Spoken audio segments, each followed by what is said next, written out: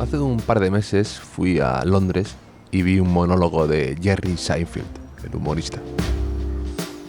Cuando llegué al teatro me quedé pensando al ver una cola enorme de gente fuera, esperando para entrar a ver a un tipo que simplemente sale al escenario con un taburete y la luz de un foco cayendo sobre él. Nada más, solo eso. Un teatro lleno de gente viendo a un tipo contando historias durante 2 horas sentado en un taburete. Sin atrezos, sin efectos especiales, sin música, sin pantallas, nada más. Y ahora que parece que tenemos que tener distracciones todo el rato, que vivimos en la era de los estímulos constantes y un exceso de información que nos apabulla y aturde, me gustó ver que hay gente que todavía quiere que le cuenten historias y que hay gente que sabe contarlas. Muchas veces para contar una buena historia hay que saber encontrarla primero, pero luego hay que saber apartarse, no querer ser tú el protagonista, hacerte a un lado y dejar que ese foco caiga sobre el otro. Eso es lo que me propuse un poco con este podcast, intentar charlar con gente, a mi modo de ver, interesante, y escuchar, dejarles hablar, no estar pendiente del reloj ni de un guión determinado. Fluir, que es una palabra muy de moda, pero bastante útil aquí. Y eso es lo que mi invitado de hoy en el Hotel Jorge Juan ha sabido hacer siempre muy bien.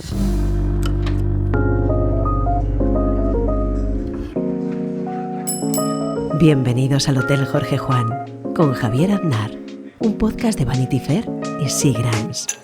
Hoy tenemos en el hotel a Nacho Carretero, que sabe contar historias, que sabe encontrarlas, pero también sabe apartarse del foco, que es muy importante. ¿Cómo estás, Nacho? ¿Qué tal? Hola, encantado de estar aquí. ¿Qué tal ha ido tu verano? Pues nada mal, la verdad. Me tocó trabajar un poco porque ando ahí inmerso en diferentes frentes y pringué laboralmente en agosto, pero ahí al final me pude escapar un par de semanas, incluso me hice un viajecillo a Japón que fue toda una experiencia, así que en resumen bastante bien. ¿Qué te ha parecido Japón? Tengo unas ganas loquísimas de ir y no paro de preguntar a la gente qué te ha parecido, cómo lo has vivido. Es que no quiero ser el típico pesado de Japón, porque los que hemos ido a Japón somos unos pesados, porque yo antes de ir me recomendaban y me decía todo el mundo, tienes que ir a Japón, y se me acabó haciendo pesado. Yo que sí, vale. Entonces no quiero convertirme en uno, pero es que ahora lo entiendo, ahora entiendo esa reacción. Es un sitio vas a acabar extremadamente recomendable. Me vas a enseñar fotos del viaje, ¿no? Como las diapositivas, ahí, ¿no? Te preparas ahí las diapositivas. Es un sitio muy recomendable porque es un lugar...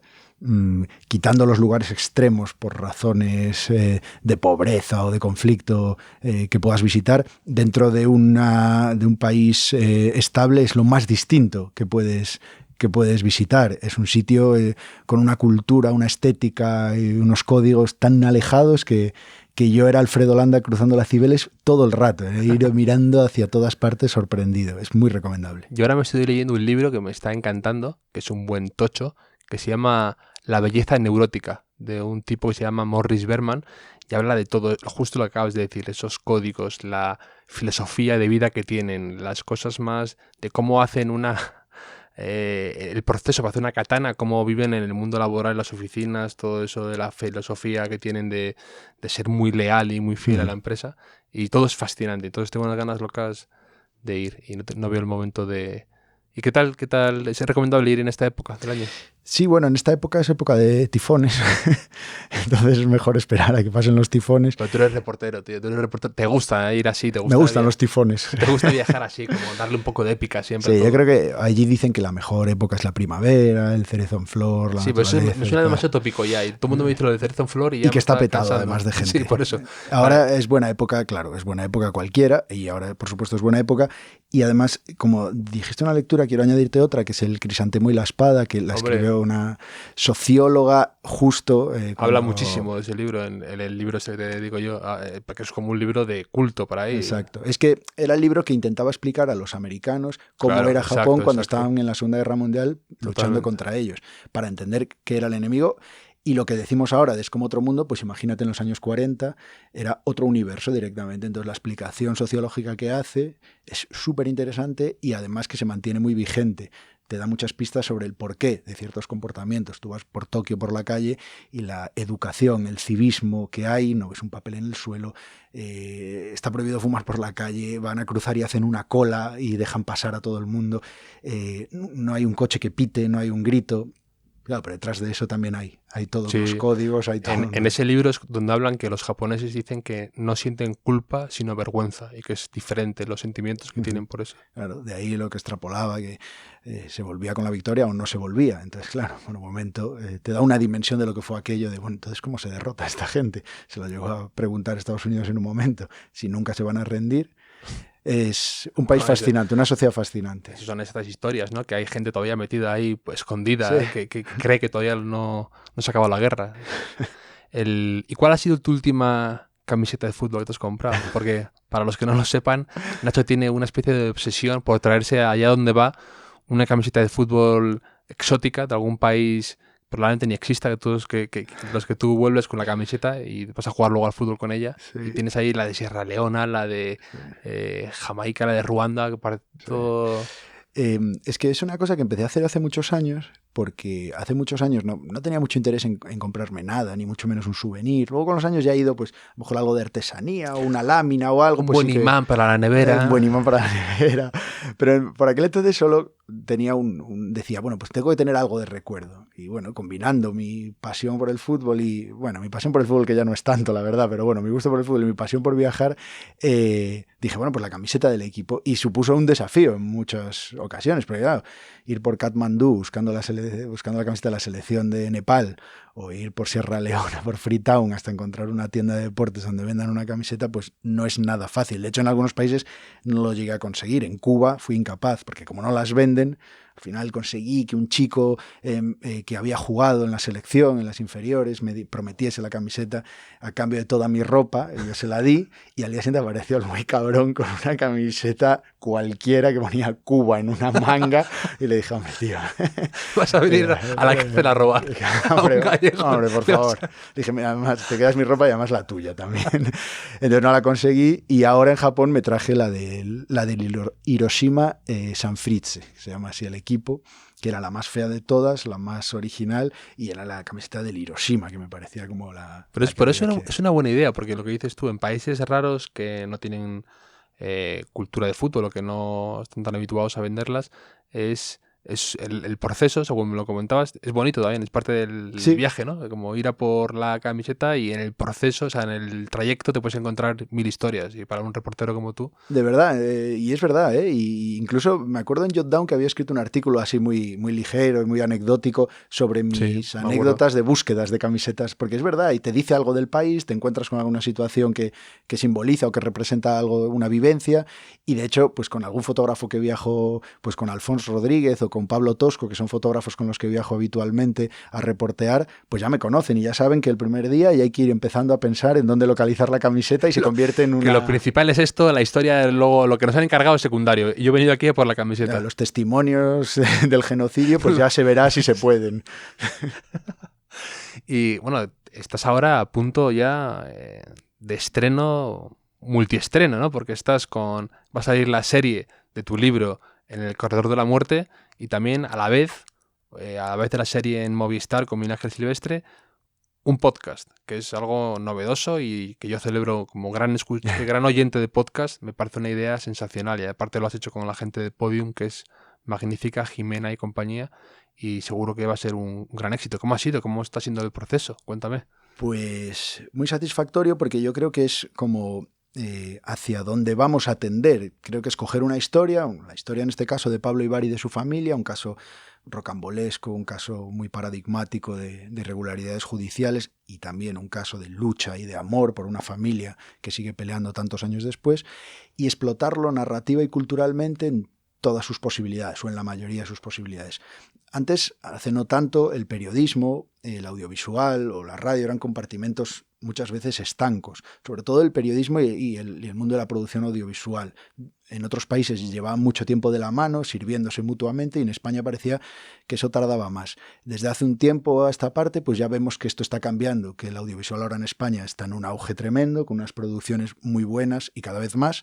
Vamos ya hacia el camino de ser industria.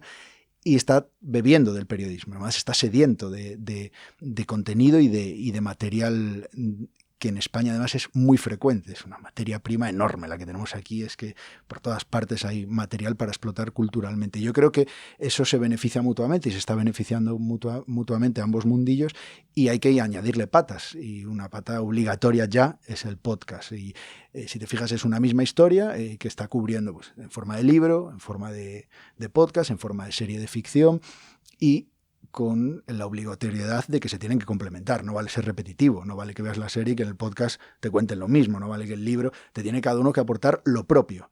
Y lo propio del podcast es que no llega a donde puede llegar la serie de ficción ni donde llega el libro. Entonces yo creo que eso es una manera de sacar el máximo rendimiento con el máximo respeto a una historia real, y que yo creo que podemos o vamos a ir tendiendo hacia eso, hacia explorar nuevos lenguajes y nuevas narrativas. Me gusta mucho, ¿no? Que es complementario, porque el podcast a lo mejor es como más rollo documental, y la serie más pues con actores, más dramatizado, más otra forma de narrativo y de contar la historia es igual de interesante. ¿Y cómo ha sido el proceso? ¿Cómo ha sido ver ahí a Miguel Ángel Silvestre trabajando encarnando a Pablo Ibar? ¿Cómo ha sido todo? ¿Te ha gustado el proceso de...? Porque tú ya eres veterano, vienes de Fariña, que fue un éxito tremendo cuando lo hizo Bambú, que luego lo reventaron en Netflix, y cómo ha sido otra vez. Es que estás ya que no paras. Vas a sacar ya, estás traducido a muchos idiomas, vas a sacar ya muñecos de Chito Miñaco y compañía. Llaveros. Eres como Walt Disney, como Star Wars. Hay hasta ropa, es verdad. Es que de Fariña hicieron hasta camisetas y sudaderas. Se convirtió en un... Es que es un concepto, ¿no? Se convirtió en folclore. Y no creo Sí. que haya nada de malo en eso, tampoco. Porque muchas veces aquí nos hemos puesto muy estupendos, y entonces como que no se podía frivolizar con ciertos temas. No, esto se cuenta así, en un artículo cuyas normas son así. Y o si no, a poder ser aburrido para... Exactamente. Y si no, es frivolizar. Yo veía en Italia un país con un problema de mafia brutal, con una sensibilidad máxima hacia ese problema, y que a la vez hacía una explotación cultural absoluta. Novelas, películas, series. ¿Pero por qué ese equilibrio aquí no es posible? Ahora ya sí. Entonces es la transformación en cultura, en folclore, si quieres, conceptos como el narcotráfico en Galicia. ¿Por qué no? Porque eso es frivolizar. Al revés, yo creo que es expandir mucho más y poner mucha más luz sobre ese fenómeno, y de paso explotarlo culturalmente, porque, bueno, será oscuro, pero es un capítulo de nuestra historia. Y en cuanto al caso de Pablo Ibar, ha sido un proceso tenso. Es verdad, ahora con perspectiva veo tenso. ¿Por qué? Porque lo estábamos haciendo en paralelo al juicio en el que básicamente Pablo se estaba jugando la vida. Entonces era una situación extremadamente delicada. Y yo tenía este miedo que te acabo de decir que no se debe tener. Yo lo tenía. Tenía miedo de, oye, es que aquí hay un tipo y una familia que están jugando la vida, y nosotros estamos haciendo tele, y nosotros estamos haciendo una serie. Eso es algo que he pensado mucho yo con todo esto de lo que se llama, ¿no? El true crime, que se ha puesto muy de moda. Pero yo creo que a veces, eso, lo que dices tú, no es frivolizar, sino al revés, es poner luz sobre algo de lo que se puede aprender, los errores judiciales, cómo la tecnología ha cambiado brutalmente. Eso se ve en tu libro, cómo las cosas tonterías que damos por hechas, como la calidad de las imágenes de una cámara de seguridad, ya a lo mejor habría cambiado todo solo por 15 años de desarrollo tecnológico. Tecnología del ADN. Todo eso, todo lo del ADN es fundamental, es curioso, pero que a la vez contarlo no es por ello frivolizar. Sí, te entiendo el apuro, el reparo o lo que sea. Sí, el apuro es, efectivamente, es porque estás en tiempo real en una causa tan delicada. A mí por suerte se me evaporó enseguida cuando vi el sentido de la responsabilidad y la sensibilidad tanto de Bambú como de Movistar como del propio elenco, volcadísimos en la historia. Y dije, bueno, esto solo va a ser beneficioso, no hay por qué preocuparse. El podcast, desde el minuto 1, tenía claro que aquello era un documento muy necesario y muy positivo. Y efectivamente, al final pues te das cuenta de que ya con todo un poquito más reposado, con la familia asimilando, porque la familia obviamente también tenía todas las dudas del mundo y también estaba asustada, y esta repercusión y este foco mediático tan grande, ¿a dónde nos puede conducir? Y ahora con todo un poco más asimilado, pues evidentemente... No, pero ellos han sido siempre los primeros en querer dar visibilidad al tema, ¿no? Cuando ellos estaban con el caso abierto, en su momento tenían en la página web en la que iban volcando toda la información. Y... Sí, así es, pero entiendo que también Sí, claro, tú puedes querer visibilidad y en un momento te entre el vértigo. Sí, y es sí, una sí. situación tan extrema que ni siquiera nos podemos imaginar. Sí, y sobre todo sentir que se te ha ido de las manos, que ya no está para tu causa, sino que es para... Exacto. Exacto. Entonces, bueno, ese equilibrio, porque al final, bueno, pues tienes que hacer un producto que sea rentable, que funcione al margen del caso en sí, pero ese equilibrio había que guardarlo y yo creo que al final quedó una cosa digna, una historia que merecía ser contada y merecía ser conocida y que además conjuga un respeto y una sensibilidad muy grande. Bueno, el resultado yo creo que es claro cuando los espectadores lo vean. Yo me acuerdo la primera vez que leí algo sobre Pablo Ibar. Yo era pequeño, estaba en clase plástica y teníamos que hacer un trabajo como un collage con revistas. Y teníamos que llevarnos de casa revistas y yo me llevé pues lo que teníamos por ahí, un suplemento de estos semanales de fin de semana. Y teníamos que recortar y yo me acuerdo de estar viendo la foto de Pablo Ibar con el mono naranja y toda esta historia y te lo contaban y me quedé totalmente Sí, subyugado por la historia. Y cuéntame un poco la historia de quién es Pablo Ibar y por qué te llevó a empujar a escribir este libro.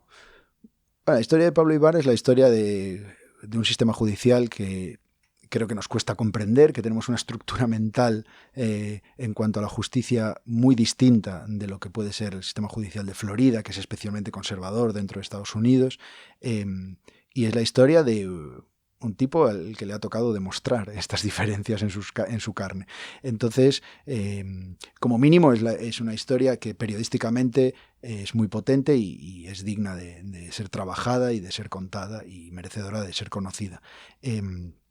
Y eso es más o menos lo que, sin verbalizarlo o inconscientemente, me saltó cuando descubrí la historia en 2011. Yo trabajaba entonces en el diario ¿Qué?, es periódico gratuito, sí, que luego desaparecería, y yo llegué a la historia, no llegué, me llegaron. O sea, me dijo el subdirector del periódico, me dijo que había un tipo condenado a muerte en Florida, español, que se estaba denunciando las irregularidades y tal.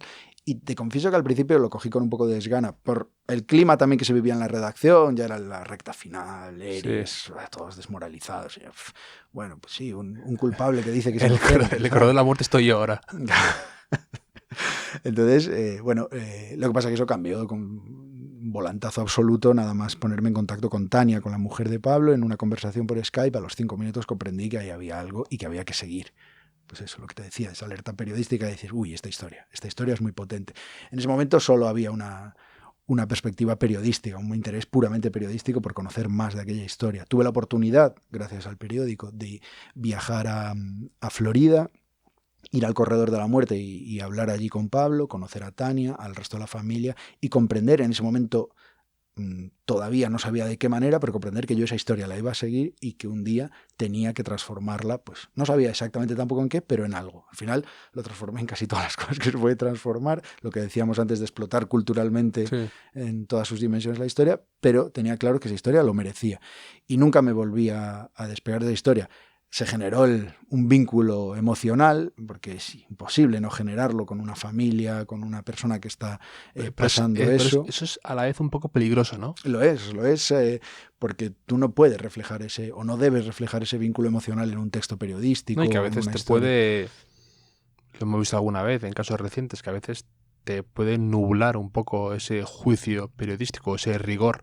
Totalmente. Y es peligroso, sobre todo en casos así que, pues eso, que son temas muy delicados y que es verdad que si tienes un poco de humanidad siempre vas a tender a posicionarte de lo más del lado débil, pero a veces es complicado mantenerlo. Sí, y totalmente, pues porque inevitablemente tú generas ese vínculo emocional y lo que tienes que controlar es que yo como lector o como espectador, lo que no quiero es que en un texto, y sobre todo en un texto periodístico, me estén diciendo qué debo pensar, hacia dónde debo ir, que me pastoreen, ¿no?, a través del texto. Por eso, como periodista o como reportero, siempre estoy muy atento a eso, intento evitarlo. Intento ser aséptico y asumir mi rol de correa de transmisión. Está ocurriendo esto. Claro, pero a veces también tengo la oportunidad de mostrártelo y que tú reflexiones sobre ello. No, y en el libro, desde luego, el libro tenía se nota. ese empeño en que eso ocurriese. Ahora, difícil, claro, seguramente. No, incluso también en cuanto a la procedencia de la información, ¿no? Porque si tú estás muy cercano, digamos, a un bando, toda la información que te llega es de ese lado. Información que puede ser fidedigna, que puede ser perfectamente contrastable, real, pero que tener más peso que la otra. necesitas más miradas, más perspectivas, más voces a veces. Y de hecho es justo lo que te iba a decir, que a mí me pasa un poco, a mí me resultaba mucho más accesible la familia de Pablo claro que la familia de las víctimas, que el fiscal y que los detectives. De hecho, yo toqué todas las puertas, yo hablé con el fiscal, llamé a los 2 detectives, hablé con la hermana de una de las víctimas, nadie quiso hablar conmigo, solo un detective off the record que me ayudó un poco de cara a construir la narración, pero que no quiso. El fiscal me dijo que nunca iba a hablar conmigo y la hermana, una de las hermanas de la víctima, me dijo que yo era un periodista español y que no iba a hablar conmigo. Eso me dolió un poco porque luego cuando fue el veredicto hubo una entrevista aquí en España a la hermana, en El Español creo que era, y la hermana dijo que ningún medio, ningún periodista español había contactado con ella y que era injusto y a mí esto me fastidió un poco. A ver, entiendo ella, su dolor, etcétera, pero porque yo sí que lo había intentado. Entonces, bueno, evidentemente penaliza en el relato periodístico el no poner tanto peso, tanta luz en una de las partes, pero a veces es que se convierte en inevitable. Si no te quieren hablar, si no quieren formar parte, pues tienes que construir con lo que tengas el relato lo más equilibrado posible. Ahora, te diré, dicho esto, que yo parto de una base. Es que creo que Pablo Ibar no debería estar en la cárcel. Yo no quiero simplificar el debate a si es inocente o culpable. Aparte es que eso es muy... En Estados Unidos, de hecho, no hay la figura de inocente. Exacto, es no culpable, ¿no? O no culpable. Exacto. Y eso es un matiz importantísimo. Es importante. Porque yo creo, leyendo el libro y leyendo más cosas, yo no soy nadie para, ni mucho menos para juzgar si tiene que estar en la cárcel o no. Pero desde luego, que está en la cárcel ahora mismo, bueno, ya ha estado en el corredor de la muerte, con pruebas que luego han demostrado no ser suficientes para demostrar su culpabilidad, eso está ahí. Y eso es no culpable. Que no has podido demostrar la culpabilidad con las pruebas necesarias. Eso es irrefutable. Y para mí, y eso se ve en el libro, más te vas tropezando con ellas. Te crea un poco de ansiedad por momentos. Y eso es algo que para nosotros es muy claro y que allí no es tan claro. Porque te decía, yo creo que Pablo Ibar no debe estar en la cárcel por lo que exactamente acabas de decir, porque no hay ninguna prueba que demuestre su culpabilidad de forma concluyente. Hay indicios, hay dudas razonables, hay... Sí, pero el de culpable es más allá de la duda razonable. Exactamente, por eso te digo, hay cosas que pueden llevar a hacer que alguien crea que es culpable. Oye, pues a mí me da la sensación que es culpable. Y efectivamente al jurado le dio la sensación o cree que es culpable. Por eso dijo, se levanta la presidenta del jurado y dice culpable. Pero es que nadie le pregunta, bueno, ahora explíqueme por qué. Que eso a mí me parece terrible, ¿eh? Lo del el jurado no tiene por qué justificar. Y el jurado popular es alucinante. O sea, que me refiero que a mí me llama muchísima atención que 12 personas decidan con mucha información, con el trabajo de estos abogados suele ser increíble. En el caso de Pablo Ibar, un poco deficiente en algunos casos. Sí, por eso te digo, pero al final, tú no, como no le preguntas por qué, básicamente tienes que pensar que es que creen que es culpable. Y eso es respetable, creen que es culpable. Pero eso no es suficiente. Y entonces el trabajo de la Fiscalía y de la Defensa queda reducido a intentar convencer al jurado. Claro. Convencer. Percibe que es culpable o percibe que no lo es.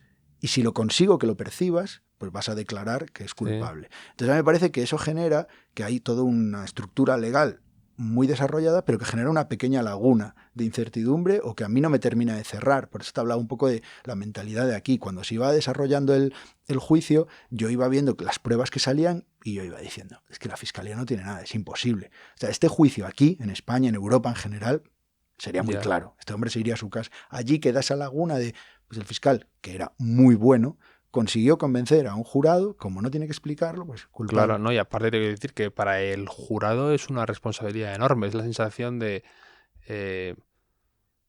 teóricamente tienes que estar siempre, si tienes dudas, a favor de la presunción de inocencia. Claro, pero al mismo tiempo también eres incapaz de disociarlo de que si no estás dejando en la calle a un potencial psicópata. Entonces, claro, eso es la espada de Damocles que pende sobre estas personas y que son personas muchas veces pues que no, en muchos casos están escogidos un poco a dedo. Ahora hay un podcast que he recomendado hasta la saciedad, que de hecho tiene muchísimas similitudes con tu historia, que uno se llama In the Dark, que ha ganado un montón de premios y ahora está justo lo han usado en el Supremo como prueba, porque ha hecho un trabajo periodístico espectacular. Pero que a mí estaba escuchándolo por la calle el podcast y me paraba porque me parecía, bueno, unas historias han sacado increíbles por un tipo también que ha ido a juicio 6 veces para ser condenado a muerte. Y Curtis Flowers, que está el tío ahí una y otra vez, lleva ahí como también 20 años más o menos. Uh-huh. Y fíjate que en el jurado en Florida, una de las condiciones para formar parte de un jurado en Florida es que tienes que estar a favor de la pena de muerte en un caso de pena capital. Y tampoco pueden ser abogados, que eso siempre me llama la atención. Que entonces, claro, la gente que sabe de esto y que sabe más trucos y que sabe un poco interpretar también las figuras quedan descartados automáticamente. Nunca lo he entendido. Entonces tienes un perfil ya muy concreto, porque, bueno, puede ser que generalicemos, ¿no? O que esté yo generalizando, pero que quien está a favor... no. Exacto, puede que yo esté generalizando, pero quien está a favor de la pena de muerte ya te va a dar una pista muy grande de un perfil, de una mentalidad, de una forma de pensar, con brocha gorda, pero al menos estás ya de un plumazo borrando otro tipo de mentalidades, otro perfil sociológico. Claro, al final estás reduciendo mucho a convencer a un jurado, que le tienes que convencer en lo racional y también tienes que saltar por encima de muchos prejuicios y de mucha mentalidad que ya viene de casa y se sientan allí a escuchar son 12 personas que tienen que ser representativas de una sociedad. Entonces, claro, en el caso este que te hablo, pues se cargaban sistemáticamente a todas las como el culpable, digamos, el que estaba sometido a juicio era negro, pues todas las personas de color sistemáticamente eran descartadas del jurado. Entonces, claro, ya automáticamente te vas posicionando, te vas... entonces es muy delicado el tema y la verdad es que el libro es impresionante. Hay un párrafo que tengo aquí yo marcado que me llamó la atención muchísimo, me lo leí en Semana Santa y te escribió automáticamente porque es una cosa que dice él, que tú recoges, que es Pablo Ibar dice: yo lo que echo de menos es elegir hacer las cosas. Por ejemplo, abrir una puerta. Hace 20 años que no decido abrir una puerta o mover una silla. Aquí dentro yo no elijo nada, ni decido nada. Eso es la libertad y te das cuenta aquí dentro. O sea, esa declaración, lo de que no puedes elegir mover una silla o no está en tu poder abrir una puerta, que lo damos tan por hecho, me pareció una imagen tan potente y a la vez tan demoledora que me quedé noqueado al leerlo. Es como la segunda lectura de esta historia, ¿no? La primera sería el debate judicial de los sistemas, luego hay mucho más, luego hay el sufrimiento de una persona y de su familia. Es una historia que hacíamos antes de amor, pero es verdad, es una historia de amor, y reflexionar sobre lo que supone una condena así, lo que supone para todo el entorno y también lo que supone la privación de libertad.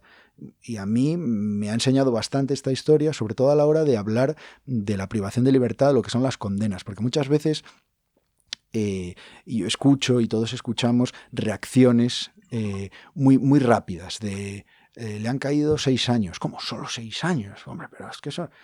Y yo no sé si la gente se ha parado a pensar lo que es 6 años privado de libertad. Pues imagínate 25 y en un lugar así, en un lugar como el Corredor de la Muerte o como en una prisión estadounidense.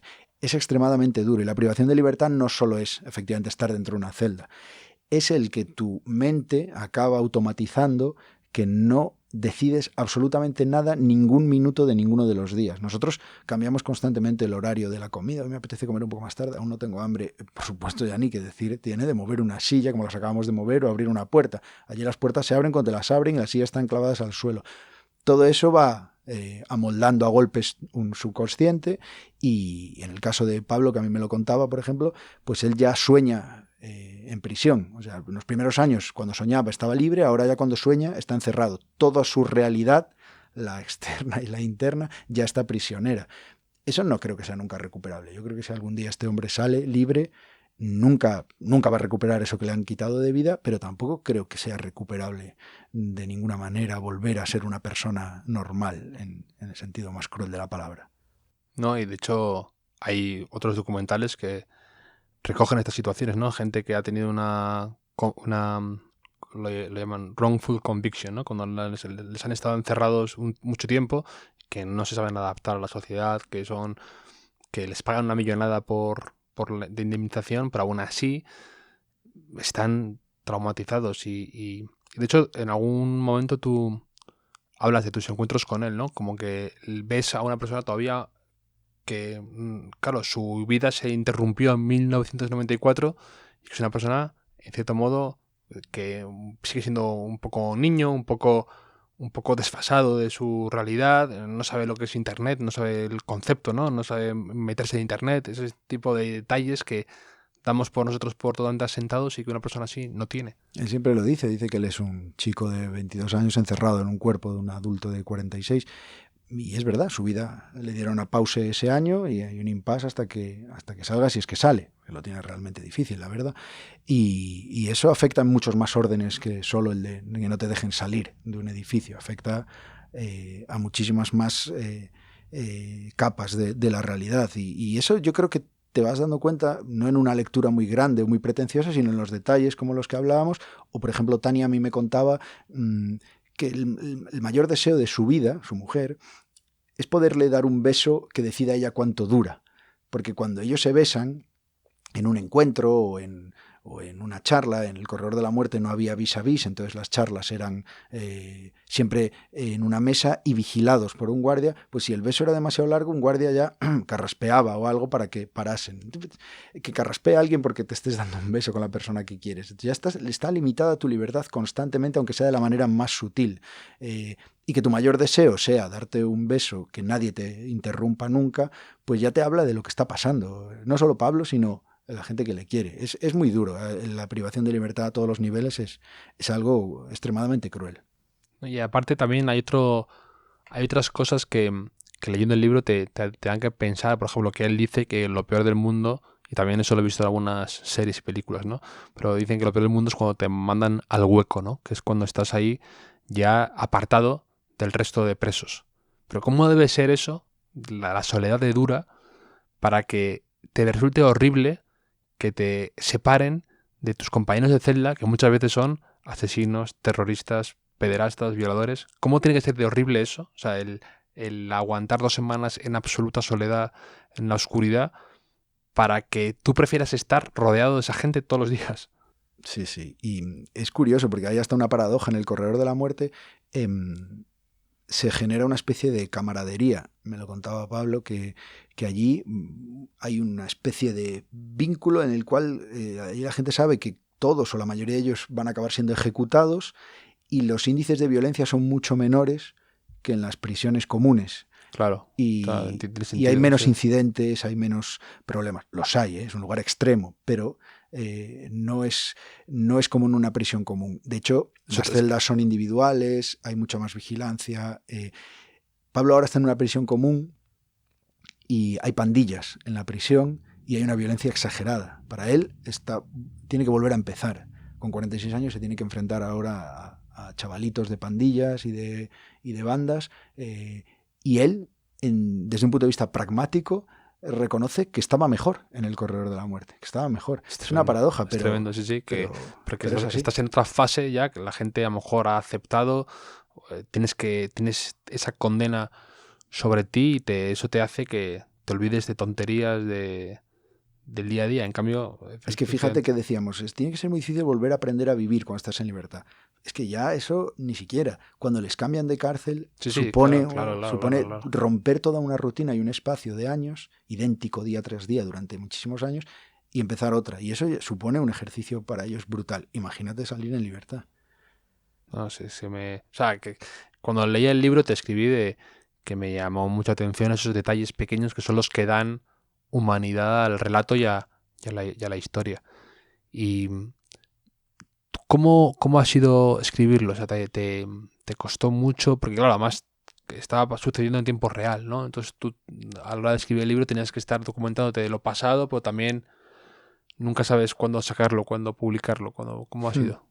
Bueno, el proceso fue largo porque desde aquel año 2011 pues lo que hice fue estar cerca de la familia y cerca de Pablo, que lo volví a visitar otra vez en el corredor, mediante correo postal, con cartas, siempre en contacto con él. Entonces, bueno, durante muchos años fui cociendo la historia, pero es verdad lo que acabas de decir, que en un momento tuve que decidir que esto tenía que salir y por qué va a salir ahora y no más adelante o antes. Y yo tenía el convencimiento de que el libro debería salir cuando hubiese veredicto, que yo estaba convencido de que lo iban a soltar, y va a estar en libertad, entonces ya cerrar la historia como el inocente que pasó tantos años encerrado. Pero con buen criterio, mi editora, Belén Bermejo, me dijo que, de Espasa, me dijo que el final en realidad no tenía tanto peso, porque se iba a convertir en un caso muy mediático, toda la prensa Sí, iba a estar que encima. quedaba a lo mejor... sí, y digamos que lo que iba a generar interés, o lo que la gente que leyese los reportajes o siguiese las noticias esos días del veredicto, lo que iba a querer es saber cómo se había llegado hasta ahí, cuál era la historia de Pablo Ibar y de su familia. Y tenía sentido. Y entonces, bueno, pues ahí fue el momento que dije, bueno, pues voy a preparar el libro para que salga cuando se celebre el juicio y haya foco mediático en esta historia. Un poco como, bueno, esta historia es interesante, la vais a ver en los medios, toma, esta historia es la que hay detrás de todo eso por si te interesa conocerla. Yo creo que tenía sentido y fue lo que me llevó a dar el paso a empezar a escribir. Bueno, y vienes de un éxito arrollador como ha sido el de Fariña.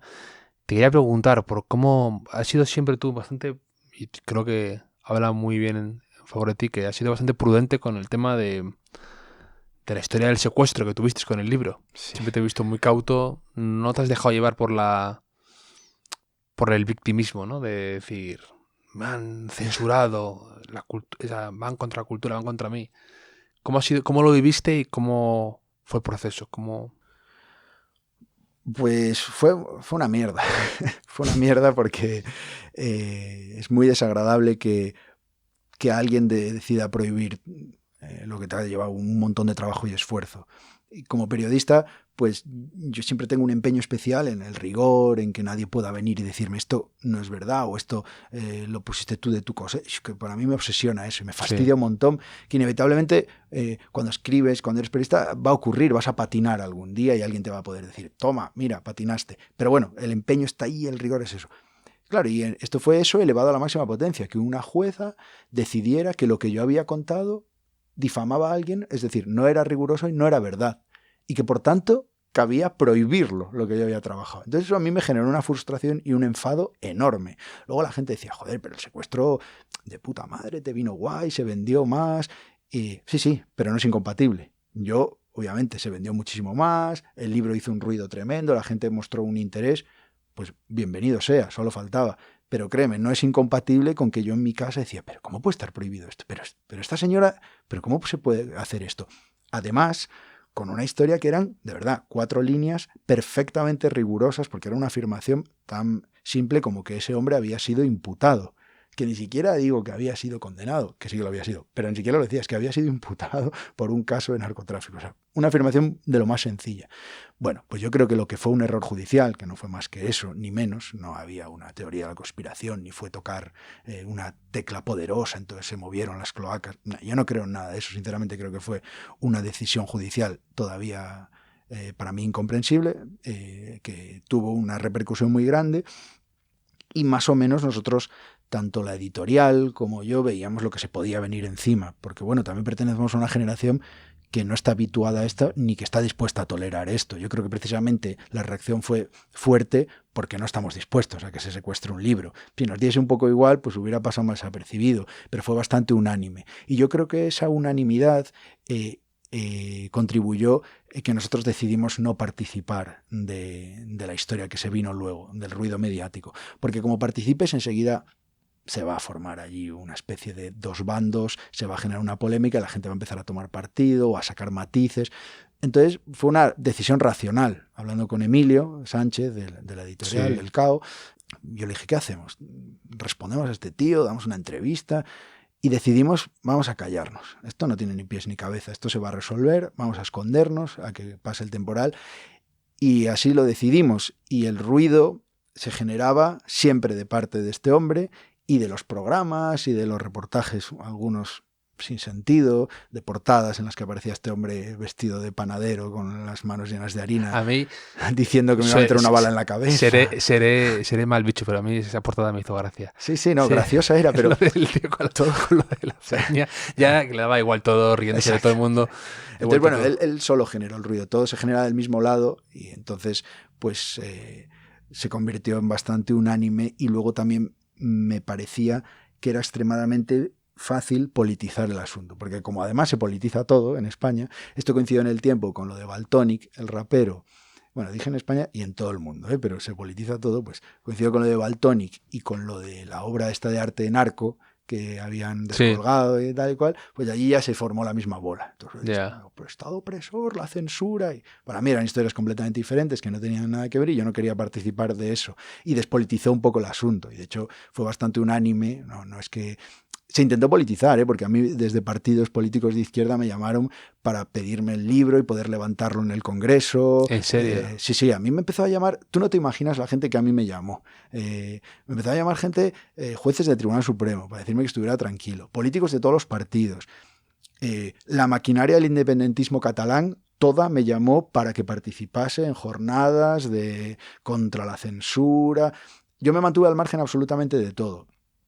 Gente incluso del PP que me llamó para darme su apoyo, que yo lo agradecí, pero decía, joder, ya podías decirlo en público, ¿no? ¿A algún político le dijiste que no levantara tu libro en el Congreso? O sea, prohibiste tu propio libro.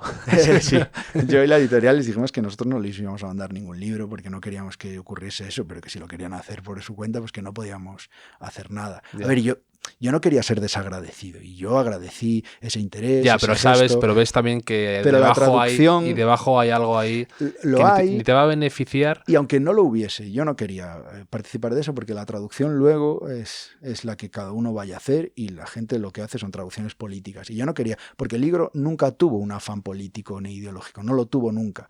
Y desgraciadamente, y aún poniendo toda la precaución del mundo, acabó por politizarse un poco. En Galicia se politizó, por ejemplo, se empezó a asociar todo lo que tiene que ver con Fariña, la Xunta y el PP en Galicia se puso a la defensiva y todavía hoy sigue a la defensiva, cuando no debería ser así. Pero la gente tiene esa política como un poco de riesgo cero y si sabes que te puedes salpicar de alguna forma de lejos, ninguna simpatía hacia ello. Exacto, sí. ¿Y te ha hecho ser más cauto a la hora de hacer tus libros? Y ¿tienes algún abogado que te los mira, por ejemplo? No, de ninguna manera. Y además es algo que me impuse. Yo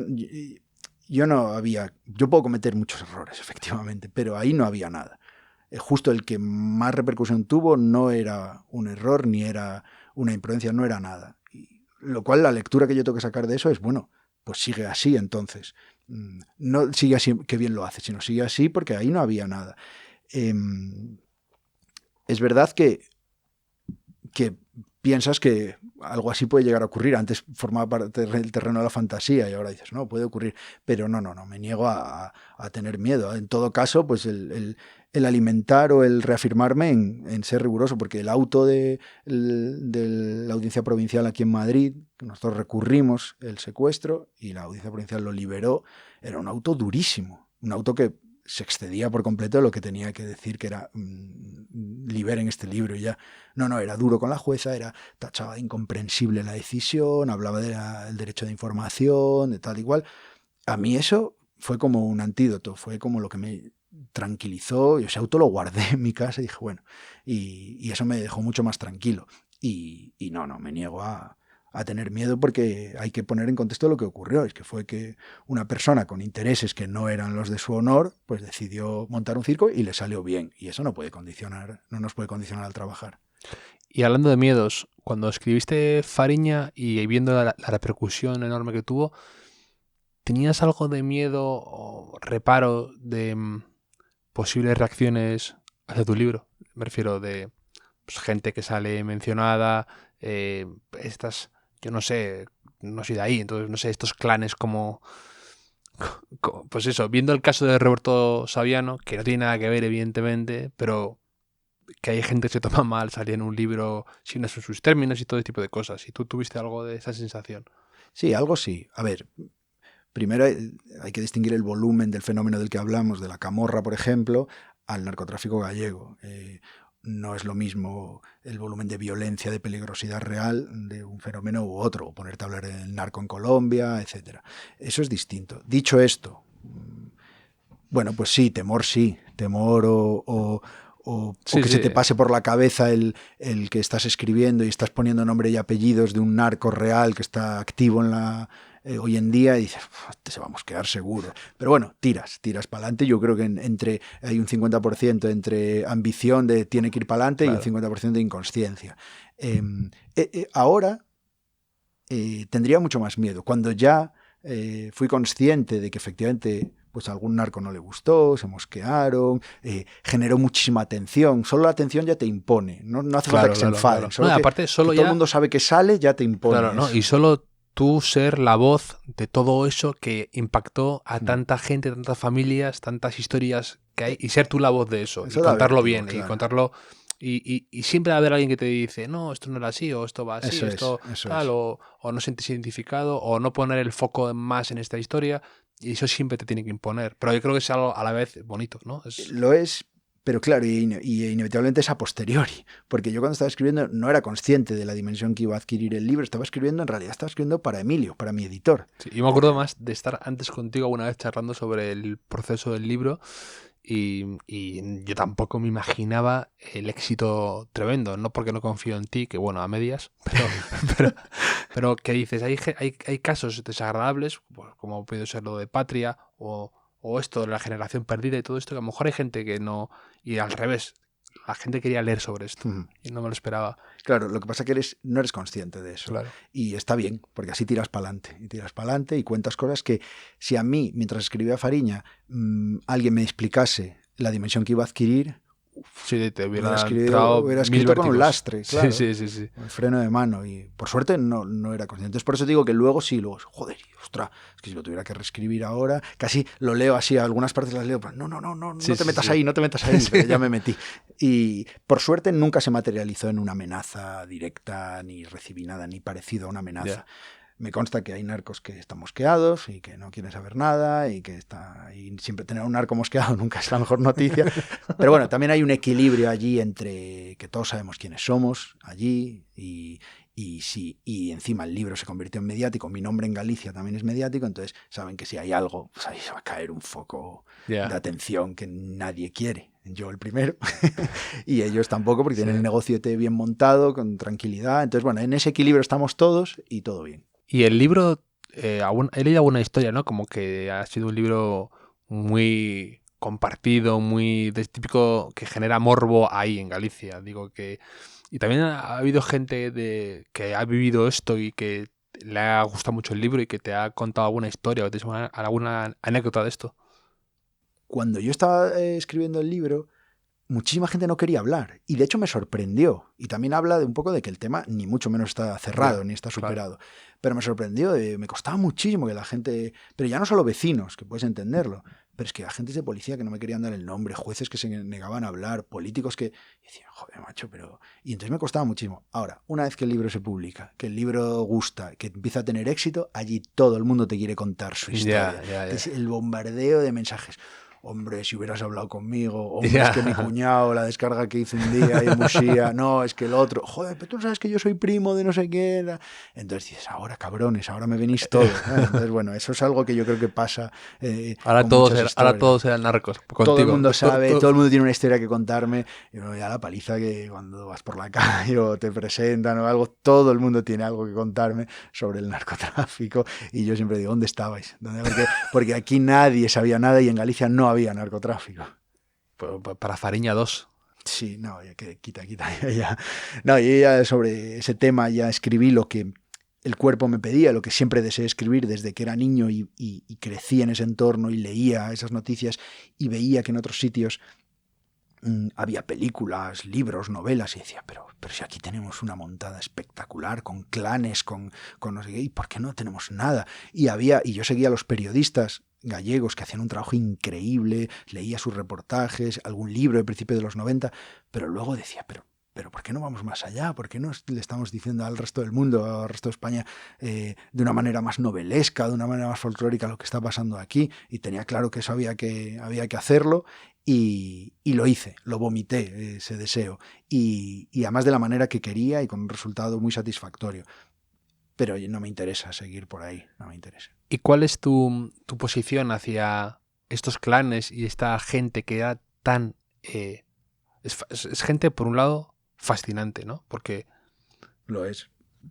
eso, por la geografía, por la situación, era gente de pueblecitos que de repente se convierten en capos de esto con una estructura tremenda, que se atreven con todo porque no conocen, esa inconsciencia les hace meterse en jardines, esa ambición también, y en tu libro y en la serie también se ve muy bien cómo va la cosa escalando. Es un poco Breaking Bad, ¿no? Cómo pasas de hacer contrabando de tabaco a una locura. Sí. Y lo pensaba, por ejemplo, viendo esta polémica que hubo hace poco con el anuncio de Pablo Escobar de Netflix, de la serie Narcos, sobre O Blanca Navidad, ¿no? ¿Hasta qué punto está bien hacer de esto como una especie de...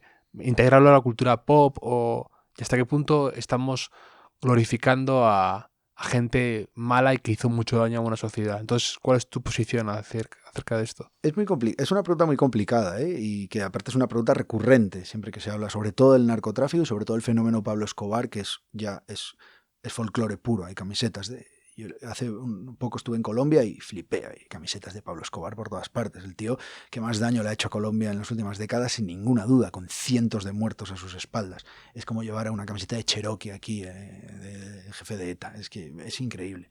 Entonces, el equilibrio es muy difícil porque hablábamos antes de que yo no le veo absolutamente nada malo en hacer folclore, hacer una explotación cultural de todo esto, pero claro, el equilibrio entre eso y convertir en un ídolo a un tipo, a un asesino, pues es delicado y hay que mantenerlo. Lo veo muy difícil y pongo el foco de responsabilidad en el espectador o en el lector. Y yo creo que está ahí el secreto. Quiero decir, Netflix pues puede hacer la publicidad que considere para atraer lectores y aparte, o espectadores. Estamos hablando en ese caso además de una serie de ficción. Es que tú en una serie de ficción nadie te puede venir a decir nada porque estás haciendo una serie de ficción y Fariña es una serie de ficción. Otra cosa es que a mí me digas, oye, es que escribiste un libro periodístico y estás diciendo que Sito Miñanco es un héroe para Galicia. Pues ahí entramos en otro terreno, pero en una serie de ficción yo puedo dibujar al personaje como yo quiera. Vale, está basado en un personaje real, ya bueno, pero esto es con las licencias de la ficción. Si no, ya haré un documental. O sea, yo siempre decía, el que quiera conocer la historia del narcotráfico en Galicia, pues está bien que vea Fariña la serie, pero no puede ser esa su fuente. No puede ser. Me acuerdo un día en el Parlamento gallego que le llegaron a hacer una réplica a Feijóo acusándolo de una reunión que había mantenido Fernández Albor, antiguo presidente de la Xunta, con los contrabandistas en Portugal. Porque el día anterior había sido el capítulo de Fariña donde aparecía esa reunión. Esa reunión no está demostrado que haya ocurrido. Y yo en el libro lo cuento, que hay una teoría que dice que esa reunión tuvo lugar, otra teoría que dice que fue un encuentro casual, una tercera teoría que dice que nunca ocurrió ese encuentro, y ahí plasmo las tres posibilidades. En la serie, en buena lógica, porque es una serie de ficción, eligen una, la más cinematográfica, y tiran con eso. Ese ejemplo nos sirve para entender lo que es una serie de ficción y lo que es un trabajo periodístico. Desde luego, eres una diputada o una parlamentaria y al día siguiente vas y dices, no, es que pues Feijóo tuvo que responder lo obvio. Tuvo que responder que era una serie de ficción. No le hiciera spoilers. Claro. No lo pude ver, no me hagas spoilers. Es que es una serie de ficción. Entonces, por eso voy al origen de esto. Es que si tú quieres enterarte de algo, quieres estudiar algo, pues no vayas a una serie de ficción. O ve, pero sabiendo lo que es. Y esto hilamos con la anterior pregunta. ¿Se puede frivolizar? ¿Se puede convertir en un ídolo? Bueno, pues entonces entiende lo que es una serie de ficción. No conviertas en un ídolo a un personaje de una serie de ficción. Vete, aunque sea a la Wikipedia, y lee quién era Pablo Escobar. Por eso digo que muchas veces esta pregunta nos la hacen a nosotros o me la hacen a mí. Oye, Sito Miñanco. Y le digo, bueno, es que pues pregúntale a la gente que lleva una camiseta de Sito Miñanco, que también los hay. ¿Por qué lo hace? ¿De dónde sacó la información para concluir que ese tipo merece ser idolatrado? No sé. ¿Y a ti cuál es tu historia relacionado con esto que más te cautivó, que guardas tú más o que te hizo querer ahondar más? ¿Alguna, como te he comentado yo antes, de que a lo mejor tú tienes algún reportaje que te llamó, te voló la cabeza, o una historia o algo, que cuando lo estaba releyendo el libro lo pensaba, digo, ¿cuál es la historia que a Nacho le enganchó? Pues siempre tienes un momento así, ¿no? Sí, no te sabría decir una en concreto, pero sí que tenía claro que hay una todo un aspecto propio y único del narcotráfico en Galicia, que no se replica en otros fenómenos criminales y que tiene que ver con la relación con el mar, con la cultura del mar, do traballo ben feito, del trabajo bien hecho, que es, si vas a pescar, siempre luego en el puerto, ahí entre los pescadores, es a ver quién sacó más pez, quién lo hizo mejor, quién tal. Y en realidad con las descargas pasa un poco lo mismo. Pues quién es el mejor, quién es el que mejor pilota, el que Di más... Stéfano. Que en realidad se llamaba Kubala. Sí. En la serie le llamaron Di Stéfano, pero el personaje real era apodado Kubala, que era un piloto mítico de la Ría de Arousa que se mató en un accidente contra otra planeadora por la noche. Pues todo eso es muy intrínseco del narcotráfico en Galicia, toda esa relación con el mar, de no son grandes figuras criminales, sino es gente que quiere, que es ambiciosa, que quiere dominar el mar, ser los mejores descargando, ser los más eficaces y hacerse millonarios. Y cuando ya son millonarios, se dibujan personajes muy únicos que siguen regentando un sitio de bocata de calamares en Illa de Arousa, pero tienen un Porsche Cayenne y un reloj de oro, o que tienen un hotel que abre un mes al año. Todas esas cosas tan propias me parecían las más necesarias o las que agarrarse para ofrecer algo distinto y no decir, aquí hay un fenómeno criminal como otros tantos. Y eso lo fui primero viviendo en primera persona, pero también leyéndoselo a Elisa Lois, a Benito Leiro, a Julio Fariñas, a toda una gama de periodistas, a Manolo Rivas, a José Hermida, toda una gama de periodistas gallegos que trabajaron sobre el terreno y que daban toda esa materia prima. Faltaba envalentonarnos un poco y traducirlo a un lenguaje más novelesco, más folclórico. Recuerdo un report de Javois que se llamaba Las patas machacadas de la nécora. Sí, me acuerdo de ese. Que yo ya estaba en proceso con Fariña. Él hace un repaso por el fenómeno, es un reportaje amplio y hace un repaso bebiendo mucho de la bibliografía, de lo publicado hasta ese momento, que no era mucho, pero poniendo las piezas un poco y dándole el barniz de un lenguaje atractivo y casi cinematográfico. Entonces leías de pronto y decía, ¿ves? Aquí te lo está contando de otra manera. Y dije, ¿ves? Yo quiero un poco que vaya por este camino. Fariña lo tenía más o menos claro, pero ahí fue un hito de decir, mira, se puede hacer esto, se lee como un relato casi de ficción, pero es todo verídico. Qué bueno. ¿Y cómo es tu vida de reportero hoy en día? Porque yo me acuerdo de estar contigo que habías vuelto me acuerdo una vez que habías vuelto de Sierra Leona por el tema del ébola. Sí. Y yo, por supuesto, me diste un abrazo. Me cambié del vestuario a 50 metros de distancia, prudencial. Es verdad, que fuimos a jugar al fútbol y yo acabo de volver de Sierra Leona, ¿no? Efectivamente. No fui al choque contra ti. Ahora sí. No voy al choque nunca, la verdad, porque soy bastante divino jugando al fútbol. No meto el pie ni aunque me paguen, pero sabiendo que has vuelto del ébola, digo, bueno, a ver qué pasa. Me he venido a jugar. Pues nada, mi vida de reportero es una vida de lo más normal, porque siempre hay como una especie de romanticismo desde fuera, que parece que los reporteros que se van a África, bueno, es un curro, y lo digo no por falsa modestia, sino porque es verdad, porque hay que restarle mucho romanticismo. Yo siempre digo que básicamente hacer reportajes en África o en un país así con esos problemas de desarrollo es sobre todas las cosas esperar. Estás el 80% del tiempo esperando algo, que te den un papel, un permiso, que llegue alguien porque nadie llega en hora, o que te digan algo, y buscar señal de wifi. Eso es básicamente un reportaje en África. Luego hay un pequeñito porcentaje que es todo lo que brilla. Pero a mí me encanta. Es el periodismo que siempre me movió, que me impulsó, que me fascinó. No sé por qué exactamente, pero el ir a esos sitios, a conocer esas realidades y contarlas me fascina y espero no dejar de hacerlo nunca. Y obviamente ahora pues tengo una vida en la que se han abierto muchos más frentes de trabajo, claro. Pero digamos que todo mi foco periodístico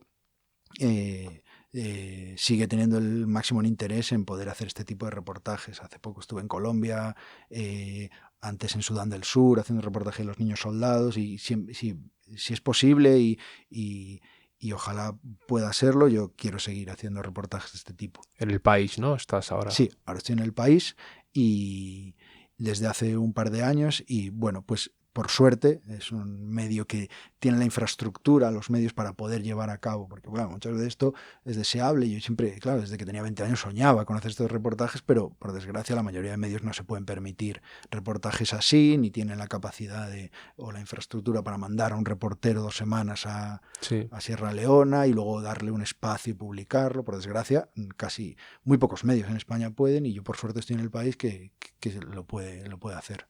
Yo tuve una clase tremendamente útil en Colombia hace como 3 años, que me ha recordado inmediatamente lo que has dicho tú, lo de no romantizar, que es algo a lo que a veces se suele caer. Y vino una profesora que había estado en todos sitios, en todos los conflictos, típica veterana, y nos puso como varios ejemplos de gente que habían muerto, ¿no?, cubriendo algo, pues temas del ISIS y cosas así. Y todo el mundo estaba como un poco sobrecogido, ¿no? Y la profesora empezó de repente a despotricar contra ellos de forma, no, esta gente cometió errores imperdonables, no eran periodistas, no estaban formados, era gente que quería ir y se hacía una foto en Instagram y daba la pista inmediatamente dónde estaba y la gente fue a por ella y puso en peligro a los demás. No glorifiquéis a esta gente por los resultados, porque en el proceso cumplieron un montón de imprudencias. Y me llamó mucha atención y decía eso, no hay que beatificar a los reporteros de guerra o a los reporteros que estáis por ahí en países complicados solo por estar ahí, sino por el trabajo que hacen y lo que no se ve. Y me pareció una, de verdad, lección de vida de una persona que ha estado amenazada, tal, que la han hackeado 1000 veces los rusos en movidas de trabajo. Y me impactó esa de las clases que más me han llamado la atención. Yo me he encontrado muchos perfiles de reporteros y sin duda ese es uno. Es el reportero que busca la gloria y el reconocimiento. Que tiene una necesidad de estar en el frente, que además es que en el frente es donde menos noticias se generan y donde menos te estás enterando. Hay todo un trabajo detrás mucho más prolífico. Bueno, ir un día al frente para conseguir esa atmósfera y poder transmitirla, incluso a nivel visual. Pero sí que me encontré ese perfil de reportero con unas intenciones que yo nunca terminé de entender. Por supuesto, temas redes sociales, o estoy entrando en Siria y colgar una foto en redes sociales o cosas así, me parece un poco alucinante, pero que tiene que ver un poco con el periodismo. Y además es que y volvemos al principio, es un trabajo y hay que hacerlo bien.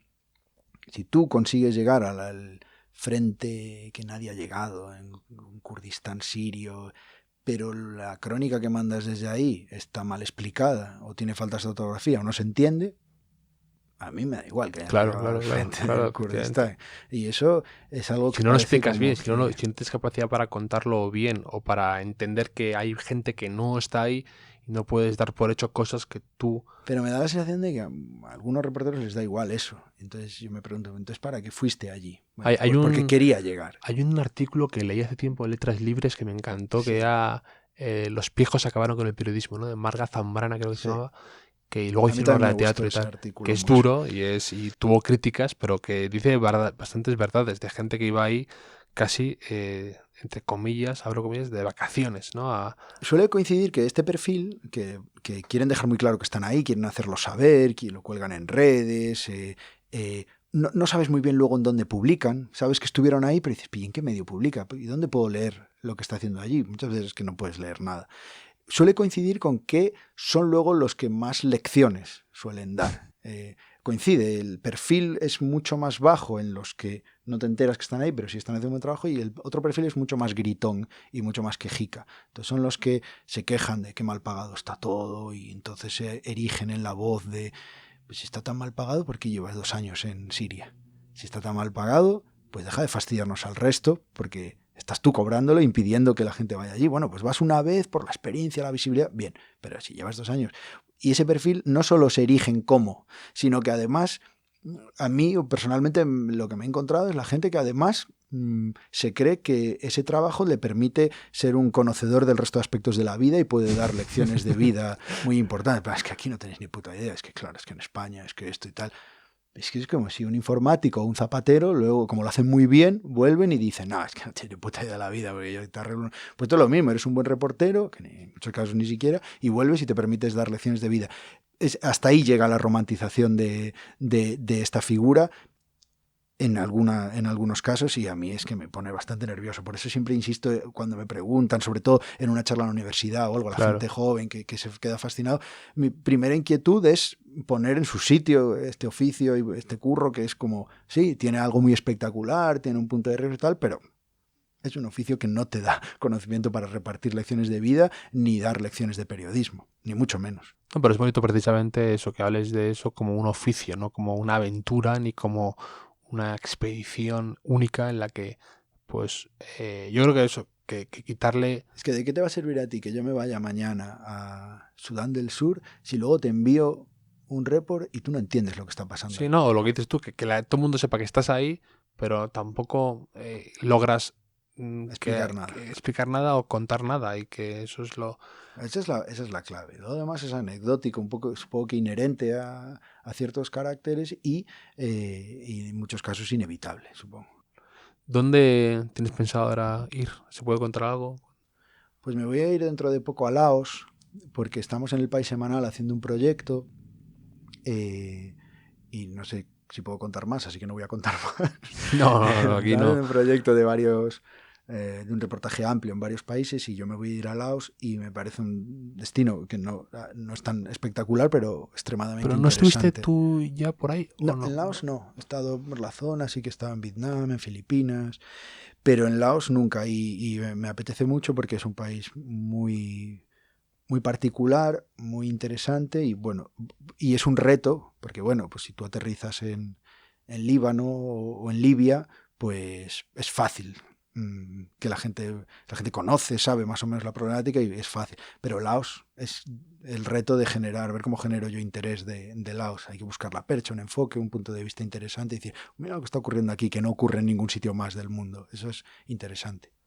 ¿Sabes? Una de las primeras veces que te leí yo, ¿con qué fue? Cuando publicaste, me acabo de acordar, en Orsay. Ah, sí. Que publicaste una historia sobre tu tía. Sí. Muy bonita, la verdad. Sobre mi tía Chus, y eso hila muy bien con lo que estamos hablando. Yo tal vez es la historia que más orgulloso estoy de haber publicado en toda mi vida.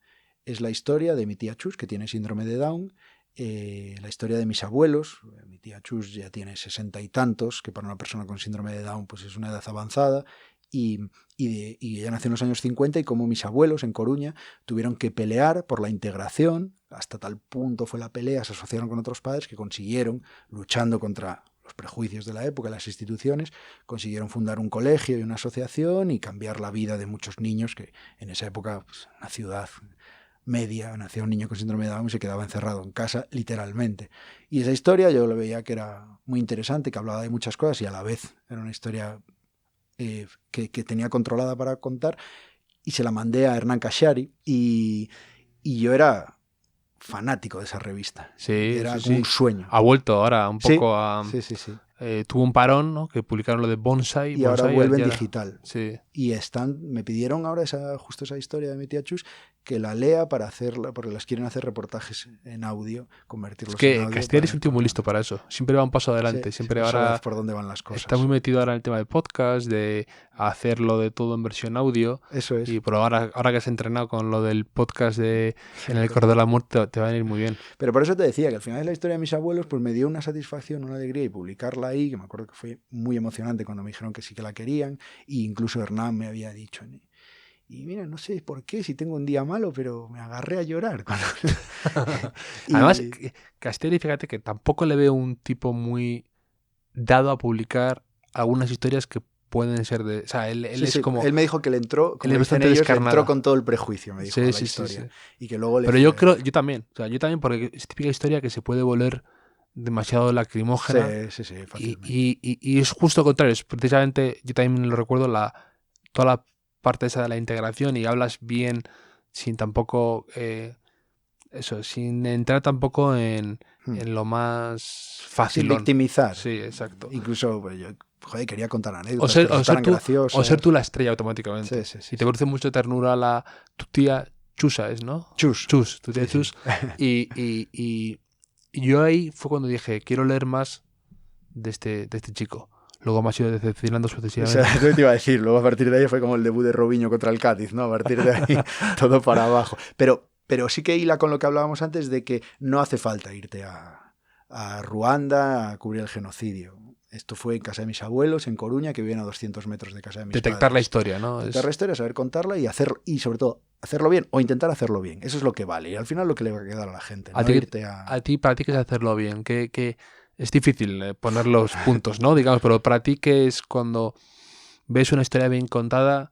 ¿Qué errores, o eso, por defecto, qué errores ves recurrentes que se pueden hacer, que podemos cometer todos y que a veces hay que ser cauto con ellos? O que tú tienes eso, alertas en tu cabeza de decir, no te vayas por aquí, no hagas esto. A nivel periodístico, ser claro. Y no es fácil. Y ser claro es que el lector no tenga nunca que volver sobre sus pasos. El libro está del cao. De hecho, hay un libro muy bueno de periodismo que va de eso, ¿no? La lectura, el periodismo transparente, Sí. la lectura transparente, que Sí. es muy... parece una obviedad decirlo, Sí, pero es verdad que escribir bien y sencillo es no, complicado. Escribir bien creo que está al alcance de mucha más gente que escribir claro. Sí, pero que incluso parece como que la sencillez está mal vista y que tienes que... Muchas veces, yo con gente que empieza lo he notado, como que parece que tienes que adornar tus frases o buscar una Eso metáfora o buscar un verbo complejo para darte tú más importancia. Yo creo que eso es de lo que hay que huir, o al menos el 99%, porque hay un 1% de la población que nació con esa capacidad y puede, y porque escribe bien, entonces que escriba bien. El resto... Esto es como jugar al fútbol. El que sabe jugar de verdad, pues puede hacer lo que quiera. Los demás vamos a jugar a 2 toques y a lo mejor en el minuto 60 te envalentonas con un caño o te envalentonas con tal, pero ya estás cumpliendo y estás haciendo un buen partido. Pues esto de escribir lo mismo. Si tú vas a cumplir, a ser claro, a que el lector pueda avanzar por el texto sin problemas y vaya avanzando y quiera seguir avanzando y ahora, de vez en cuando te puedes permitir una licencia, una frase un poco distinta. Yo creo que ahí está la clave, en hacer un texto muy limpio, muy claro, con algún detalle que marque un poco tu personalidad.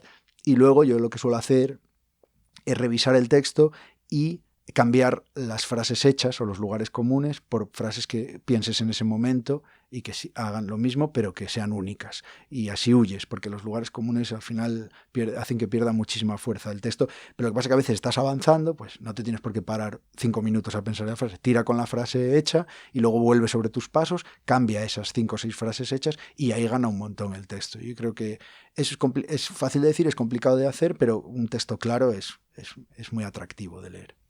¿Y tú ahora, por ejemplo, tienes muchas historias en las que te gusta trabajar o al revés? Eres muy selectivo. ¿Cómo es tu proceso para ahora el siguiente libro, para la siguiente historia? ¿Tienes como unos temas en los que te gustaría ahondar y vas poco a poco descartando por lo que sea, por pocas fuentes, por dificultades? ¿O al revés, hay 3 temas que te llaman mucha atención y estás siempre con ellos dándole vueltas? ¿Cuál es tu aproximación? No, tengo muchos temas. Lo que pasa que no tengo la capacidad para hacer muchos temas. Me vuelvo selectivo por una cuestión de... Sí, pero ni tú ni nadie. Yo creo que hay cosas claro, que exacto. no te dan, que la historia por lo que sea, o tienes que dejarla un poco incubar, ¿no? A que pase un tiempo, o que la gente esté más abierta, o que... Y una cuestión de... Fariña fue así, ¿no? Según lo que tú me has contado, Sí. esperar a que todo vaya cuadrándose y cuando puedas dar el paso lo das. Lo que pasa es que en el escenario actual lo que tengo son, por suerte, y gracias a Fariña y a otras cosas, la posibilidad de hacer muchos también, proyectos. ¿no? Y entonces es muy fácil decir que sí. Es decir, joder, este mola, este me da un montón de pasta, este me da tal... Pero lo que tienes que ser consciente es si lo puedes abarcar o no, sobre todo si lo que puedes es hacerlos bien o no. Y entonces que es un privilegio poder quejarme de esto, pero yo creo que los temas están ahí, hay un montón de ellos, pero la cabeza fría de decir, bueno, ahora voy a estar con este tema y voy a hacerlo y voy a sacarle el máximo rendimiento posible. Pues si es un libro y me embarco en un libro, pues vamos allá a mirar qué recorrido puede tener, si a las productoras les interesa. Yo ya tengo el privilegio de poder planificar un poco eso y ponerme a trabajar y decir, bueno, y cuando termine poder empezar el siguiente proyecto. Porque si me abro a 5 historias a la vez, pues no voy a hacer ninguna de las 5. Lo que pasa es que eso lo digo y al final pues sí que ando en muchos frentes, pero intento pues que no sean del mismo tipo, sino pues intentar embarcarme. Estamos ahora embarcados en la aventura de llevar Fariña al teatro, que vamos a producir. ¿En serio? Sí, estamos llevando Fariña al teatro. Bueno, es que Fariña en todos lados, ¿eh? Es tremendo. Sí, es tremendo. No, pero es lo que hemos hablado una vez tú y yo. Lo potente de una buena historia, que da igual, que puedes contar Fariña en una excursión del colegio, bueno, a lo mejor no es el sitio adecuado, pero alrededor de eso, en un campamento, puedes contar esas historias porque son interesantes y da igual el formato, que a la gente le vas a cautivar con las historias y si lo cuentas bien. Da igual el formato. El teatro todo lo soporta. Una buena historia todo lo soporta. Sí. Y si sabes sacarle el jugo, el rendimiento a lo que el lenguaje teatral, en este caso, que yo no tengo ni idea, pero... Sí, pero sabiendo eso, efectivamente. Te da algo que no te da otros. Sabiendo las reglas del juego, te da muchas ventajas también en el teatro. Yo tengo mucha curiosidad por una historia que tiene planeadoras y todo este tipo de historias ¿Cómo se traduce y tal, en Costa y cómo en un teatro, que es lo que más me gusta del teatro, la capacidad que tienen para que tú te creas y tú te metas en la escena. Y hablando de cosas difíciles, ideas fallidas y proyectos complicados, ya para ir cerrando, ¿qué me dices de tu Depor? Hablando de cosas fallidas, efectivamente. A día de hoy, en descenso, ahora estamos hablando. Está en descenso. Estamos en descenso a segunda B, por si hay algún, si hay algún oyente despistado. Alguno que viene de la época del Super Depor, ¿no? Exacto, estamos en descenso a segunda B. Bueno. Pues nada, oye, un placer que hayas podido pasarte a tomarte un Seagrams Tonic aquí en el Hotel Jorge Juan. Siempre me lo paso fenomenal contigo y es una suerte además en mi día a día pues, saber que te tengo ahí como compañero y aprendo siempre mucho de ti. Pues muchas gracias. Y nada, por muchos éxitos en el futuro, por la gran obra de teatro de Fariña y por que lo reventéis ahora con la serie, con el podcast del Corredor de la Muerte.